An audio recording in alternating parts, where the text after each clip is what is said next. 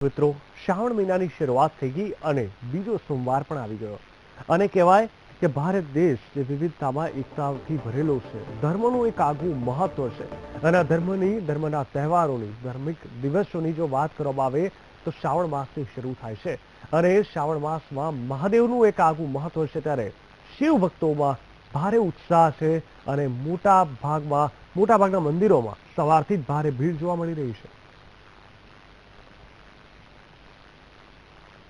અમારા સંવાદદાતા અનિરુદ્ધ નકુમ જોડાયા છે। અનિરુદ્ધ, જણાવશો કેવો છે રાજકોટમાં માહોલ અને ખાસ કરીને શિવ ભક્તોમાં કેવા પ્રકારનો ઉત્સાહ શ્રાવણના બીજા સોમવારમાં જોવા મળી રહ્યો છે?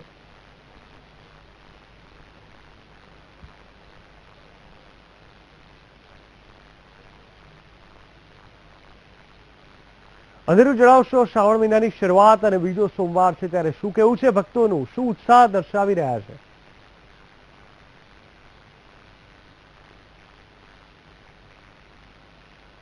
ખાસ કરીને આજે શ્રાવણનો બીજો સોમવાર છે ત્યારે આખો માહોલ પંચનાથ મંદિર એટલે કે રાજકોટનું આ સુપ્રસિદ્ધ મોટામાં મોટું મહાદેવનું મંદિર કહેવામાં આવે છે। તમે જોવો છો કે અત્યારથી વહેલી સવારથી જ ભક્તોની ભીડ મહાદેવના પૂજન માટે લાગી રહી છે અને એક ધન્યતા અનુભવી રહ્યા છે ભક્તો પણ। ત્યારે અમુક ભક્તો પણ આજે આપણી વચ્ચે છે, તેઓને આપણે પૂછશું કે આજે જે મહાદેવના દર્શન કરવા માટે કેવી તમને અહીંયા આનંદ આવે? ખૂબ જ આનંદ આવે છે, ખૂબ જ આનંદ, મનમાં શાંતિ થાય છે।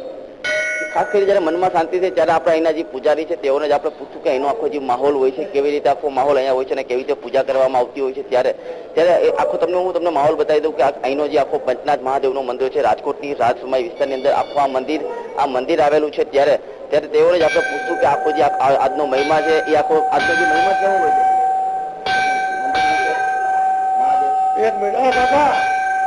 આખો જે માહોલ તમે આખો જોઈ રહ્યા છો કે મંદિરની અંદર લોકો પૂજા કરી રહ્યા છે અને ભક્તો પણ અહીંયા મોટી સંખ્યામાં લોકો અહીંયા જયારે આવ્યા છે ત્યારે આપણે તેઓને પૂછ્યું કે આખો જે મંદિરનો માહોલ છે એ માહોલ તે લોકોને પૂછ્યું કે આખું જે એક હર હર મહાદેવના નાદથી આખું માહોલ અહીંયા રાજકોટની અંદર ગુંજી ઉઠ્યો છે। ત્યારે પંચનાથ મહાદેવના જે પૂજારી છે તેમની સાથે આપણે વાત કરશું, આખો માહોલ કેવો?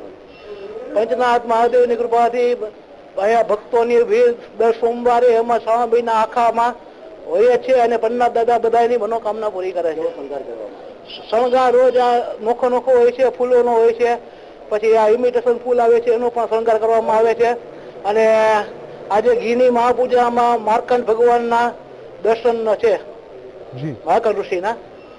ખાસ કરીને તમે જોયું કે મહાપૂજા કે ઘીની મહાપૂજા શિવ દ્વારા કરવામાં આવશે એટલે કે જે ભક્તોનો જે આખો અનેરો આનંદ છે તમને રાજકોટની અંદર જોવા મળી રહ્યો છે। બિલકુલ અનિરુદ્ધ, સમગ્ર માહિતી આપવા માટે ખૂબ ખૂબ ધન્યવાદ। દર્શક મિત્રો, આપ સૌએ જોયું કે કેવા પ્રકારનો ઉત્સાહ ભક્તોમાં જોવા મળી રહ્યો છે।